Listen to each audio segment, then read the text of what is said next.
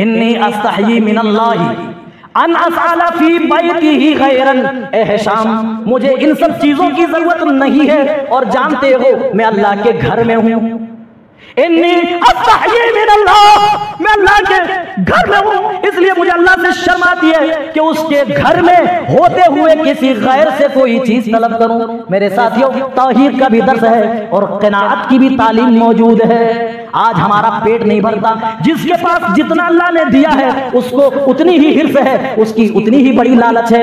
کسی کو اللہ نے بڑا بنایا تو اور بڑا بننے کی ان کے پاس امیدیں ہیں، اور بڑا بننے کا سپنا ان کے من میں پل رہا ہے۔ یہاں قناعت پسندی کا یہ حال ہے، کہنے لگے، یہاں خلیفہ خود کہہ رہا ہے فَسْأَلْنِي حَاجَةً، اے سالم مانو کیا مانتے ہو؟ تمہارے دادا عمر فاروق نے بڑی اچھی حکومت کی ہے، وہ کسی طرح کی بےایمانی نہیں کی ہے، 40 سال بیک وقت مربع میل پر حکومت کرنے کے باوجود اتنی ایمانداری سے حکومت کر کے گئے ہیں، اس کی مثال اس کی نظیر آج دنیا لانے سے قاصر ہے۔ بتاؤ فَسْأَلْنِي حَاجَةً، اے سالم تم اتنی بڑی شخصیت کے پوتے ہو، بتاؤ تمہاری حاجت کیا ہے، تمہاری ضرورت کیا ہے؟ اور جواب کیا دیا؟ انی استحیی من اللہ ان افعل فی بیتہ غیرا، اے ہشام میں جانتا ہوں تو وقت کا خلیفہ ہے، تو حاکم ہے، تو مجھے دے سکتا ہے، میں لے سکتا ہوں، لیکن میں اللہ سے شرماتا ہوں، مجھے اللہ سے حیا آتی ہے کہ اس کے گھر میں ہوتے ہوئے کسی غیر سے کوئی چیز طلب کروں۔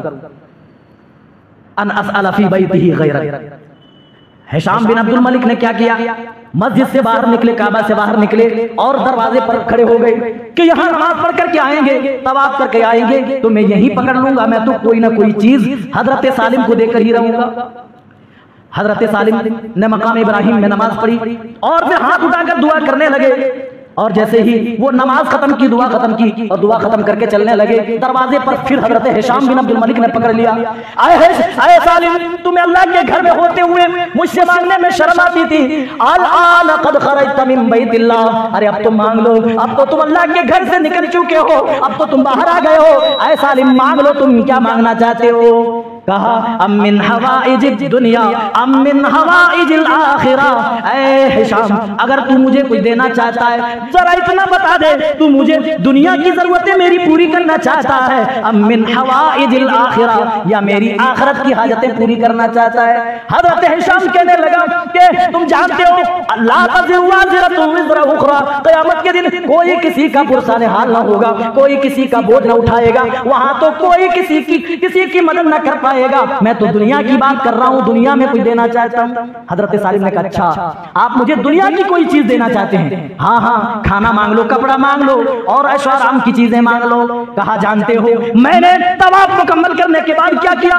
ہشام کہنے لگا تم نے مقام ابراہیم پہ نماز پڑھی، کہا نماز پڑھ کے تمہیں معلوم ہے کہ میں نے کیا کیا؟ کہا ہاں تم نے ہاتھ اپنے پروردگار کی طرف بلند کر دیے۔ کہا میں کیا مانگ رہا تھا تمہیں معلوم ہے؟ کہا نہیں وہ تو تمہارے اور تمہارے پروردگار کے درمیان ہے، تم کیا مانگ رہے تھے؟ دھیرے دھیرے مانگ رہے تھے، آواز باہر نہیں آ رہی تھی، تمہارا معاملہ تمہارے پروردگار کے ساتھ ہے۔ کہا ہشام ہاں ہاں ٹھیک کہتے ہو، تم نے نہیں سنا میں کیا مانگ رہا تھا، لیکن آج میں بتاتا ہوں کہ میں نے اپنے رب سے کیا مانگا۔